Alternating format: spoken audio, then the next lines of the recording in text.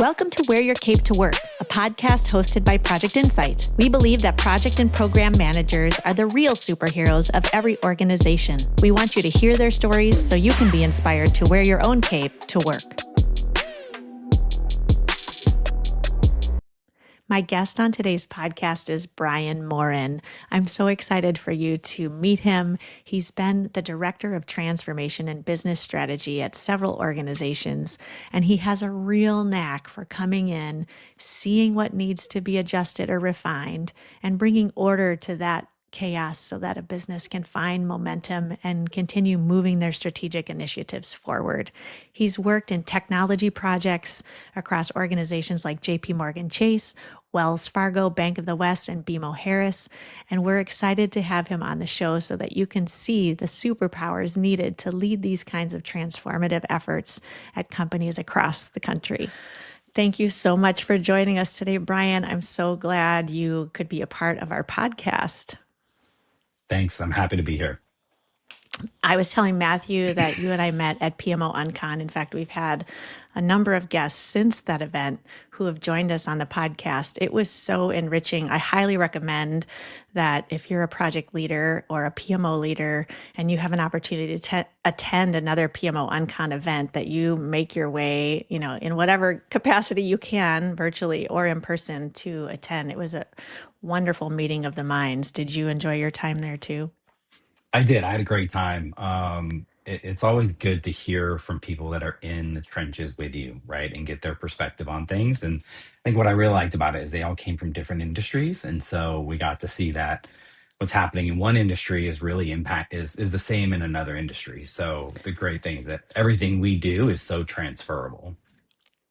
Yes, I agree about that. And it was amazing to hear the stories of how people even got into their PMO leadership positions in the first place. Maybe let's kick it off from there. Can you tell us how you entered into the world of project management? Is that your intention when you were in school? You're like, I'm on my way, or did it find you in another capacity? Yeah, no, I naturally just kind of fell into it. For me, it started out when I was in college. I actually started out working in a collections department for a credit card company. Yeah. And just kind of grew from there. Started working on process improvements because it was really easy for me to see kind of how the work flowed. Mm. But then, of course, once you start making recommendations on process improvements and efficiencies, then they start asking you, well, great idea, now make it happen. And so, Exactly. yeah. And so then I started, learning about project management and actually starting to execute on these process improvements. And it just really kind of fell into place and grew from there. That is really cool. I'm just kind of reflecting on just the way you said that. I was thinking you were going to say you point out a process improvement and then they ask you to do it. And that was the point. But the point is really that you then pivoted and said, I need to learn more of not just how to execute this work, but how to, what are the best practices to, I'm assuming, get everybody on board with this, or what comes first, second, or third, or how this actually goes. Well, you ended up starting a whole career transforming a lot of different organizations. They all happened to be banking, but they were the technology side of these banks, from BMO Harris and Bank of the West and Wells Fargo and JP Chase.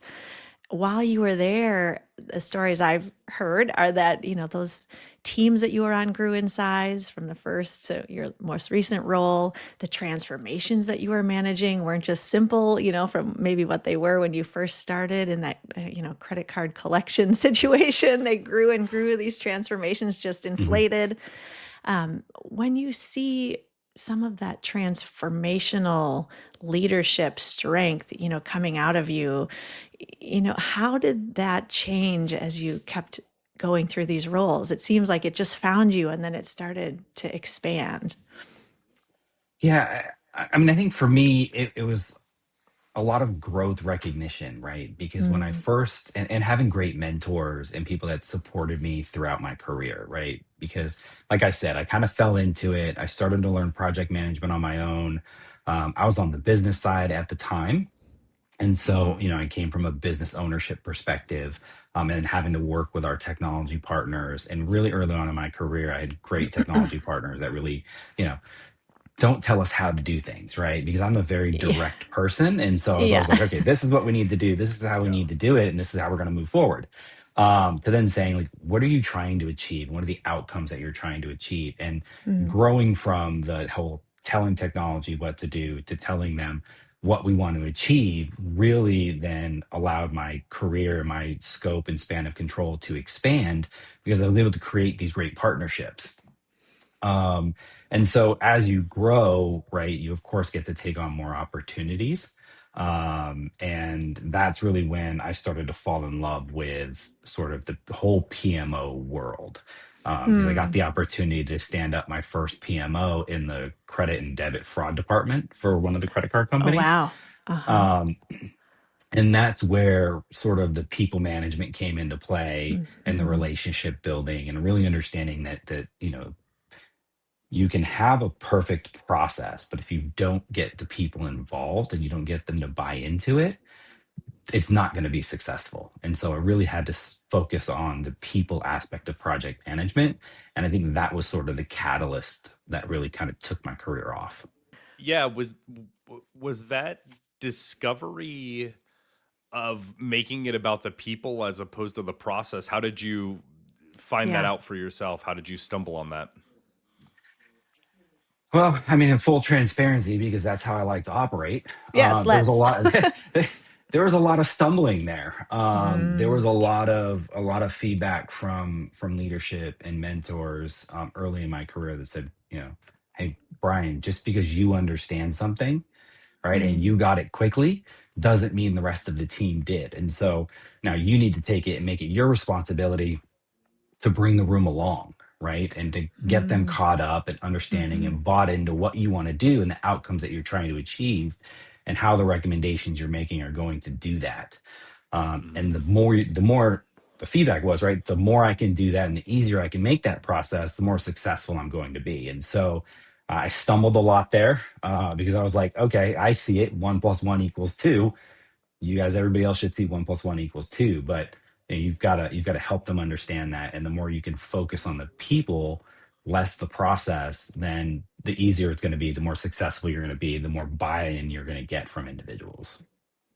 Yeah, individuals is the key word, right? I mean, Hmm. everyone's got their own take on it.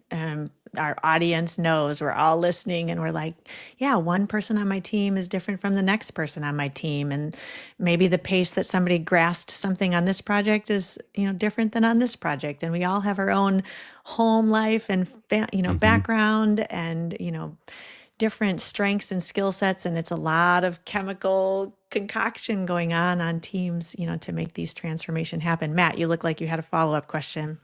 No, for me, it was just, I love that idea. And this is a really common theme from lots of Mm-hmm. PMO leaders or just leaders in general that we speak with, specifically here on the podcast, is that, obviously it's a people world, right? And Mm-hmm. that's who drive projects and that's what makes that work. So, getting that mentorship, which is also a common theme, to say, look toward these people, is spot on as far as that's concerned.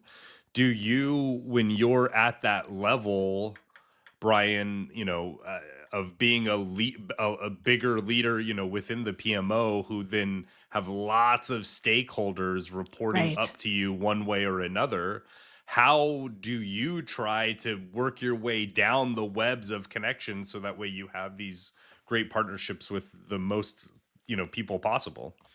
It's a good question.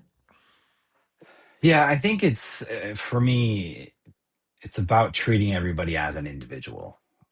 You Mm, can't have a standard approach yeah. to stakeholder management or team management, right? Everybody has their own perception and their own view of the world and how things are going, the own things that are important to them, right? And so I think you have to take the time to understand what's important to those individuals and also how they prefer to interact with you as well, right? There's going to be some senior executives that Right. really only want quick snippet updates from you, and that's all they want, and as long as there's no problems, that's all they need, right? And there's going to be Yeah. others that want to spend a few minutes with you getting into the details.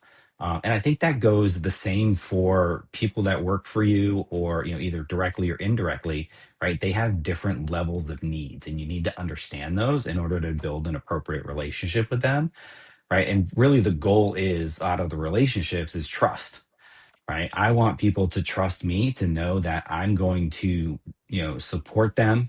I'm here to help make sure that they're going to be successful, that my success is contingent on their success, and that I'm going to work together in service of them to achieve the outcomes that we need to achieve. But also, I'm going to hold them accountable, right? This isn't just, sort of protection without accountability. Is, I'm going to hold people accountable to deliver and to do what they need to do, and execute as they would or are supposed to execute.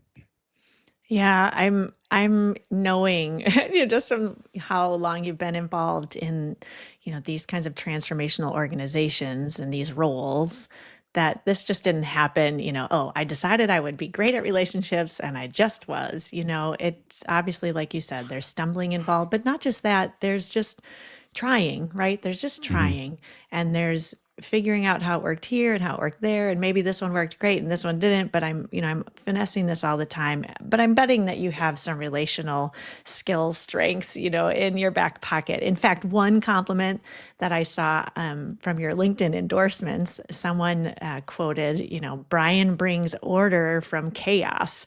So obviously,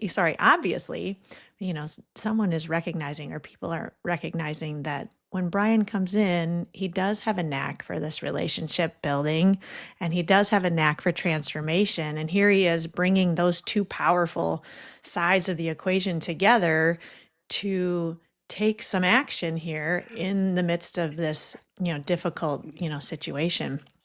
Um, can you talk about maybe some of the transformations, or one that you're most proud of that happened at one of these organizations that you were a part of? I'm thinking just from the standpoint of, let's put some magnitude on what kind of transformations. When you first talked about it, it might have been a very small system, but our audience loves to know the bigness of these kinds of projects. Yeah, I think it was, one of the transformations I would say I'm most proud of, happened while I was at Bank of the West. Mm, So I was recruited, at the time, to stand up the compliance PMO at Bank of the West. okay. This was during a time of high regulatory scrutiny. There were, a large number of regulatory findings that the compliance and BSA teams needed to organize around. And so, I was brought in, really to, create order out of the chaos, right? Because all of these Mm-hmm. teams were trying to get their findings remediated. There was no prioritization. It was sort of a free for all, right? And so, we also had technology investments that had to get done, right, to continue to run the bank and Mm, support the rest of the bank at the time. And right. so, it was, how do we organize ourselves to, achieve the outcomes that we wanted to, right? Is we needed to continue to support the bank and its operations, but we also needed to remediate this large, number of findings that we had. And so, I came in and we established a small program management team, but we also established portfolio management practices. Mm, We worked with our enterprise PMO at the time, who had a standard PM methodology, which I thought great. was, a little heavy-handed. And so I Mm, worked with them to reduce the number of artifacts and processes that we had to do from a mm, PM methodology standpoint to get some mm. efficiencies, which allowed us to get work done faster. Oh, nice. And then with the portfolio management, right, and taking into consideration, the strategic initiatives that they wanted to do, plus all of the remediation activities, we were able to put a prioritization methodology in place that really had us focusing on the right things, which then, of course, goes to resource allocation. You get the right people working on the right things, and you can actually start to achieve the outcomes that you want. And I would say the outcomes that we did achieve, I want to say within the first 2 years, we were able to remediate probably 80% of the findings that we had. But I think the biggest accomplishment from that was not just the findings, but it was the regulatory, scrutiny that we were able to reduce, right? Our regulators were in there on a quarterly basis when I first started. Oh, And wow. by the time I was done, we had them in only back to an annual basis. Oh, wow. That's really successful. I mean, when you say by the time I was done, what does that time frame kind of look like? I want to say it was in the first 18 months. Wow. So, they were in there quarterly, constantly having conversations with us about what we were doing and how we were doing it and what we were delivering. And it took us a little while to get everything in place, but once we got everything in place, we're able to show progress to the regulators on a regular basis, which got them more comfortable. And they're like, okay, you guys are delivering. And so then they started to then back down their reviews from quarterly to annually. There's some rescue involved here, Matt. I don't know if you're thinking the same thing as me, but like, okay, if you've ever had like a disaster happen to your home, maybe that's a good analogy. I'm such an analogy thinker. You have a bad rainstorm or a flood or fire or something, you do have to hire this remediation service to come in and take over the disaster and help you clean it up. I mean, were you seeing yourself as this kind of a person by this time, or are you just have a knack for it? Yeah, I wasn't really seeing myself as sort of this recovery person, and I don't really like that term because Hmm. a lot of times it's not a challenge of effort. You have a lot of people Interesting. working Hmm. against something, and they're all trying to do their best. So the effort is there. Um, Hmm. and a lot of times what's missing is you need somebody to be able to not only zoom into the details to understand what the roadblocks are with delivery, but you need somebody that's able to zoom out and see the whole picture so that you Hmm. can make sure you're walking the right trail, right? Too many times you'll Yeah. be on the trail and you'll be so into the details, you'll take a right or left turn instead of going straight. And so you need somebody that can zoom out and say, are we still working towards the outcomes that we need to work towards? And so it's bringing that clarity and that structure and transparency into the work. And I think that's where my strengths really come in because I can zoom in and out. And then I can make sure that we have the structure, the operating rhythms in place that allow us to deliver at scale. Um, yeah. And I think under the pressure, right, to set the page, the scene as far as that's concerned is, this is right after the all of the mortgage meltdown happened, Hmm. right? And this was after legislation started to be passed to where the banks were fine-tooth combing everything you were doing. I mean, the government was Yeah. fine-tooth combing Hmm. everything the financial institutions were doing. I would imagine, especially one the size of Bank of the West as well, right? Like it Yes. had to be dramatic. In You these transformations, you're working with technology teams. Hmm. How do you ensure that they have what they need from the high level and the close level? You want? Is that, sorry. Well, no, I don't know. I mean, for No. me, right, it's not only about, right, so at a high level and a low level, right? So at a high level, it's ensuring that what we're working on is tied to a strategic outcome, right? Hmm. Mhm. That Yeah. we are prioritizing the work so that we can allocate our team members and resources appropriately to the work that matters, and then stop the Sure. work that isn't contributing to that. And then zooming in is also being able to get down into the details with the technology and engineering teams to participate in those design, conversations around architecture and so forth to understand, like, are they going down the right path? Is this Hmm. going to achieve the outcomes, right? And, how do we make sure that what they're delivering is actually going to achieve the outcome that we're looking for? Yeah, I Does that make really sense? actually love that. Yes, it totally makes sense because from you know, just creating a picture and, a high level, idea, you can imagine how this works in an organization. But if you've ever really been in an organization, it's much more palpable how, even with a strategic initiative and a goal and a clear direction, you've got Mm. individual contributors, you've got teams, you've got people that are going off in all directions doing the smaller pieces of this larger puzzle. And when you are that close to the hiking trail, like you're talking about in your analogy, you're just like, oop, a stone, oop, a rock. Oh, I want to go this way because there's a river. Oh, I want to take a break. Oh, I have a mosquito. I need some spray. There's a lot of, little micro distractions that are happening. And just those can really make something veer away from the exact direction. Plus, Right. sometimes the exact direction pivots while the little directions are happening. So I Yeah. think I that's mean, what you're so doing. Yeah, like one example, right, is I was working with a product team to, look at their backlog of what they're working on and why they're working on it. And so what was their objective and what was the key results that they were going to Mm-hmm. measure their success off of. Um, Mm-hmm. and so the key result was they wanted to reduce the customer onboarding time. And so it Mm. was like, okay, so then everything in your backlog should be tied to directly reducing the time it takes to open a customer account. So Mhm. let's look through the different epics that you have and what you're requesting the engineering teams to work on and the value that it's providing, and let's tie that specific Mm. value back to that. And so they came up and they had like 8 different epics that they wanted to do, and they thought each of these were going to reduce some process within the onboarding time frame. Well, the very first one that they wanted to do was redesign the UI, the user experience. And I'm like, Yes. okay, so you have an existing form that they enter all their information on, and you want to redesign that. How much is that? How much time is that going to save? Yeah. And they Yeah. couldn't answer it. And like, well, probably not. It's not substantial, right? Maybe seconds. And I'm like, okay, so why are you prioritizing this over step 3 that's going to reduce 40% of your onboarding time?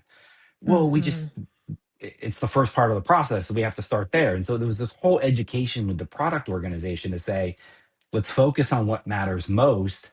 Yes, you may want to do these things, but put them lower in the priority because they don't have the impact on the key result that you're trying to achieve. So let's get the value first and then come back and do the little things. And that was a hard concept for them to understand. But when they understood it, right? And to me, so that's the zoom in and zoom out, right? It's like, Yes. let's zoom out. Overall, we want to reduce the customer onboarding time, and we have a key result specific to that.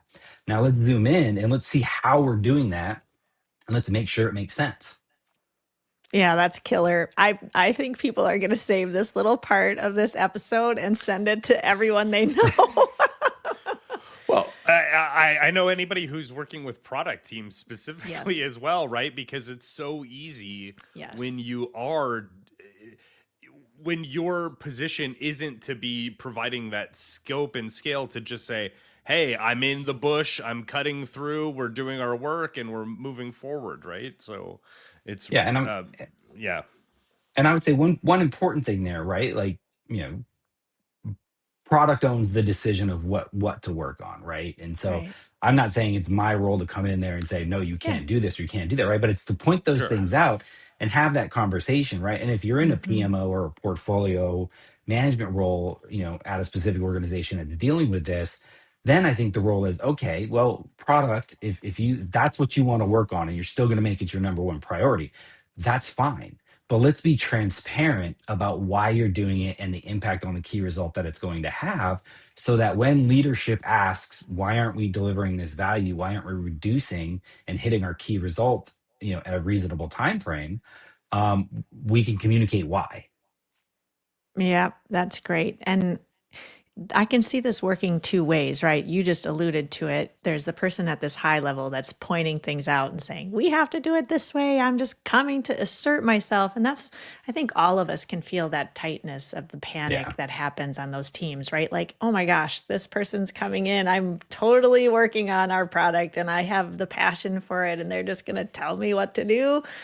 But we've already talked about in the episode the relationship and trust building that has to happen prior to that. So now that our audience has this real experience in that situation, where you needed to work with a product team like that, was the trust there ahead of that, and that was why they were like, yeah, I trust Brian to come in and tell me about this, and we're going to have a dialogue, and then I'm going to get to decide. That was already built. Yeah. That was already built, and I couldn't have had that conversation with the product team if we didn't already have a relationship and there wasn't trust Hmm. already there, that Hmm. Brian's looking out for us. Brian's looking for ways to help us deliver more value faster, and more predictably. I mean, this was at a time where I was going through, I was leading an agile transformation, so a whole new way of working for these individuals. And so it was like, Yeah. how do we want to act? How do we want to behave? How are we going to deliver? What does it mean? And so I spent a lot of time kind of, having those conversations, building that trust with them so that they were open to new ideas. That's so great. And I'm sure that they super appreciated that, level-headedness that you brought to the whole situation. Matt, you were going to say something. Yeah, no, I was just gonna touch on the fact that then do you feel that it continues to build that trust, right? As you're helping Right. build their skill sets up Hmm. and do that, do you feel that that just becomes a snowball and continues to work for you? It does. Oh yeah. I mean, you gain momentum, right? And that allows faster change, greater adoption of the change, as you continue to build on the trust you already established. Yeah, Okay, that's so I wonderful. want you to think about that exact product team, or, maybe I shouldn't put them all on the spot, but I'm sure our audience is like, can you just tell me some ways to build that trust? I mean, we've said you got to think about the Right. individual, but what do you do when you get there in these roles? Are you having conversations, one-on-ones with all these different stakeholders? Are you trying to learn about where they're coming from? Tell us a little bit about. I know this is your superpower. I can see your cape like flinging behind you. So we're all waiting for it. It is. I mean, there's no way to do this without spending time with people and without Yeah. listening. Um, Hmm.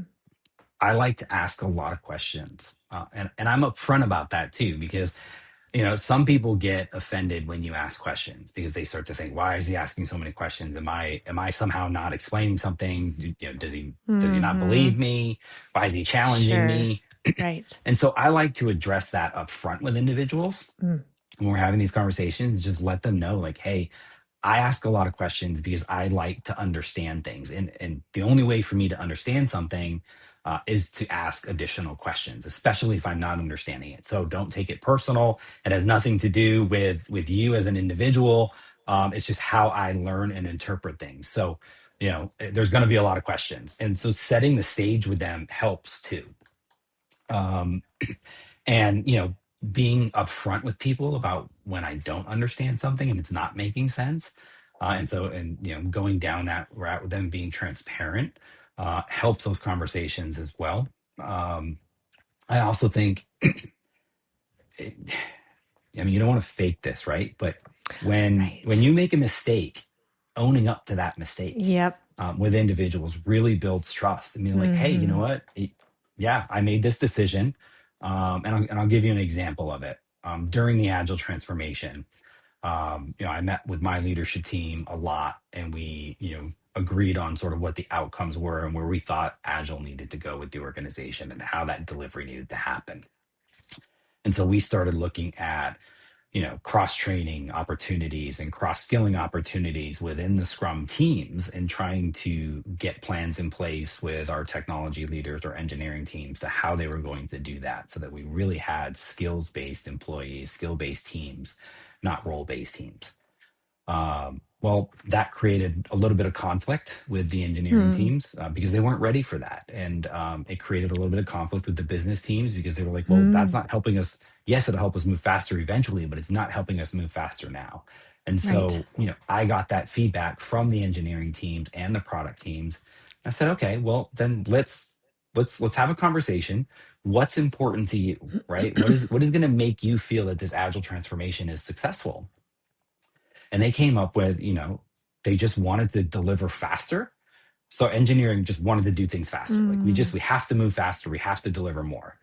And then the product team was like, we need to start showing value. Our leadership team isn't seeing value, right? And we're not delivering when we say Mm. we're going to deliver. And so I said, okay, so what I'm hearing from the both of you is you want to deliver value, you want to be predictable, and you want to do it faster.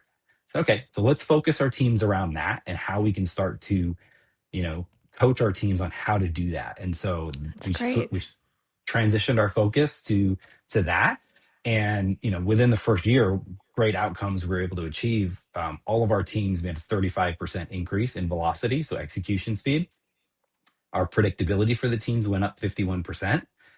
And we started to change our conversations. Instead of saying, hey, we delivered this feature, to we are now delivering this value. And we're able to show them the value, not the feature. Yeah, but I think we've all heard it, right? Like, it's not what I say, it's what I do that builds the trust, right? And Hmm. you listened and you took action. If teams don't see the action be taken, that trust just can't happen. Even if somebody's like, yeah, I heard you, I heard you, I heard you, but Yeah. nothing occurs post that. I'm sure that that's just a huge element in the building of the trust. Um, I want to kind of ask a double-sided question here that maybe is the follow-up. For someone who's bringing order to chaos all the time, one, I feel like you have to be really comfortable in chaotic situations. You know, if you're always being inserted into, okay, this has got to change, this has got to change, this has got to change, there's that element of turbulence kind of continually as you first get started with a project. How do you keep an even keel? What is your outlook like in those turbulent times? Yeah, I think the ability to not take things personal Hmm. helps me a lot in those situations, right? I Mm-hmm. think um, approaching it from a point of view of where everybody's working hard, right? People aren't Yeah, coming to you said work and that. saying, I want to do a bad job. People are Yeah. coming to work and they want to deliver value. They want to be Mm-hmm. Mm-hmm. productive. And so when you approach it from like, hey, everybody's here, they're all doing their best with what they have. How can Mm-hmm. I help them either do more or do less, or at least put in a structure that's going to allow them to be successful? And so, coming into that chaos, not taking things personal, having a positive outlook that people are truly here to do good work and they want to be, contributing members of the team. I think that Mm-hmm. allows me to really focus and say, okay, now how do we all work together towards the same outcome? And so first, I think having sort of a core framework around this helps me Mm-hmm. too. So I always think about what is the outcome that we're trying to achieve, right? Because we need to center the team around the outcome first. And then looking at sort of the decision rights, right? Who has the authority? Who's the decision maker on this team? Is the decision authority at the right level to enable speed? Um, and then also looking at sort of priorities and trade offs, right? Do we have a priority problem? Are we working on too many things? Where can we make trade offs? And then also looking then risk and dependencies. What's the stakeholder impact? Which stakeholders are being impacted? How are they viewing the program? And then finally, sort of the execution visibility. How do we make visible what we're doing? And more importantly, what we're not doing? That's a great. Can't you see I'm just seeing it? Matt and I always sit here in awe of all of our guests. The superpowers just kind of ooze out of people. And I can see, for you to say all those, rattle off all those things that you're looking for, I can already tell that you have like this spidey sense of, where those levels have to all, be played out. That's not natural for any person necessarily. You said it in the beginning. I can come in and I can kind of see what needs to be fine tuned. Matt, you were going to ask something, I think. Yeah, I think there's also you have a wonderful confidence about you with Yeah. it. I think Mm-hmm. sometimes we hear people in our space who are executing with similar wonderful results like you are, but they feel more reluctant to kind of take the Mm-hmm. ownership of that. And I think that you do a great job of that in such a positive way, because Mm-hmm. I think that curiosity really kind of comes out in that. Like, Mm-hmm. what are we trying to get to? Here's our vision. Now let's align the forces to get toward that, right? And have those candid conversations. Have you ever had anybody just take this process the wrong way, and how did you handle that? That's, I know, problematic for lots of PMs and PMO leaders, or leaders in general in organizations, right? Is Mm-hmm. we're trying to take the ship this way, and there's somebody who wants to be an Mm-hmm. anchor. Yeah, I mean, I think we experience it all the time in our world, right? It's Mm-hmm. what we do Yeah. because we don't have accountability for a lot, right? Like we're not doing the actual work, right? And so we have to work with Right. people who are going to get the work done. And so I look at it as if there's a resistor, somebody who's just I'm not going to do like Brian, what you're talking about isn't going to be successful, then I Right. look at it as okay, I haven't done something. I haven't Hmm. spent enough time with this individual. to explain what we're doing, and more importantly, why we're doing it, right? And what we hope to achieve by doing it, to Mm-hmm. get them on board. And so then I know I need to spend a little bit more time to that with them. And mostly I need to spend more time listening to them, right? About like, well, why are they resistant to this change? What impact do they think it's going to have?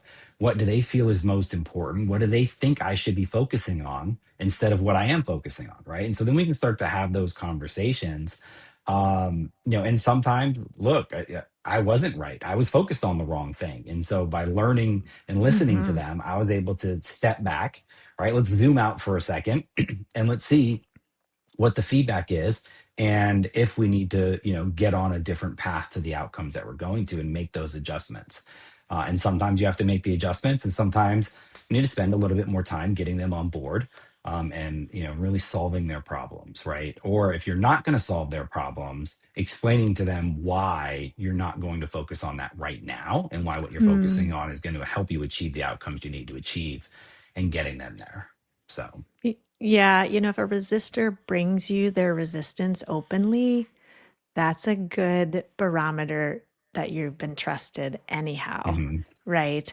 I mean, the resistance that bubbles under the surface and gets pressed down and suppressed, that's the resistance that's super dangerous, right? mhm. Resistance that comes out and is like, hey, I don't really think we're to go in the right direction, obviously shows that you continue to bring this open personality. You're willing to receive the criticism. You're happy to continue talking about it. And, I think a person like that has an easier time taking we can't do this now, and here's the reason. I mean, not everyone's going to be happy with every decision. We all know that, Yeah. but, Yeah. And um, sometimes you have to move forward, right? Because everybody goes through the mhm. change curve at a different pace, right? And so Sure. you may have to keep moving forward while the resistor exists, knowing that you're gonna spend a little bit more time with them, hopefully to bring them along and to speed up their process through the change curve.